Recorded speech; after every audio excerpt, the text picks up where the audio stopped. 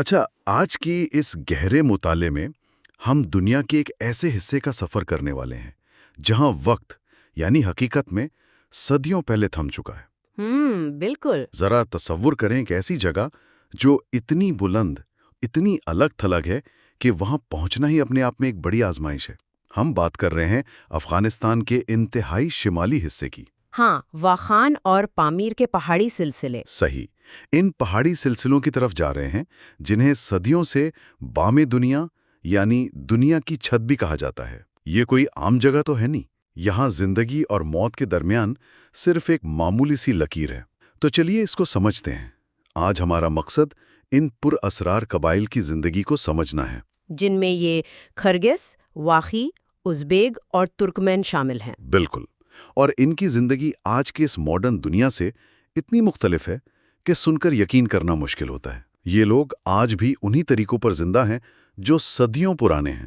Exactly اور اس علاقے کی اہمیت کو سمجھے بنا ہم ان لوگوں کی زندگی کو پوری طرح نہیں سمجھ سکتے۔ دیکھیں، یہ سرزمین بالکل وہاں واقع ہے جہاں تاجکستان اور چین کی سرحدیں ملتی ہیں۔ ایک نیرو سا کوریڈور ہے جو برفیلی چوٹیوں کے بیچ میں پھنسا ہوا ہے۔ اور اس مطالعے کا مقصد صرف ان کی مشکلات کو دیکھنا نہیں ہے، بلکہ یہ سمجھنا ہے کہ انسانی ہمت اور بقا یعنی سروائیول کی حدود آخر کیا ہیں۔ واقعی، اور اس سروائیول کی کوشش میں ان قبائل نے جو اپنا ایک نظام بنایا ہے وہ کسی حیرت سے کم نہیں۔ مطلب ہم لوگ صبح اٹھتے ہیں، اپنا بینک اکاؤنٹ چیک کرتے ہیں، کیش دیکھتے ہیں، لیکن وہاں کی دنیا بالکل بنا پیسے کی دنیا ہے۔ ہاں، کرنسی یا نوٹ کا وہاں کوئی وجود ہی نہیں ہے۔ برفانی بیل، مثال کے طور پر فرض کریں آپ کی کسی چھوٹی سی غلطی کا جرمانہ ادا کرنا ہو تو وہ 5 بھیڑیں ہو سکتا ہے، یا خون بہا میں سینکڑوں جانور دینے پڑ سکتے ہیں۔ اور اس ڈائریکٹ بارٹر سسٹم کا اثر ان کے بیسک سوشل سٹرکچرز پر بہت گہرا ہوتا ہے۔ جیسے شادی بیاہ کی بات لے لیں، وہاں کالور یا ولوار نام کی ایک رسم ہوتی ہے۔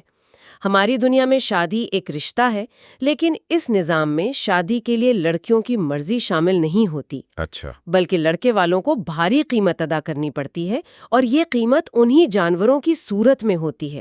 اس رسم کی وجہ سے وہاں کے نوجوان لڑکوں کو سالوں تک سخت مزدوری کرنی پڑتی ہے تاکہ وہ جانور اکٹھے کر سکیں شادی کے لیے۔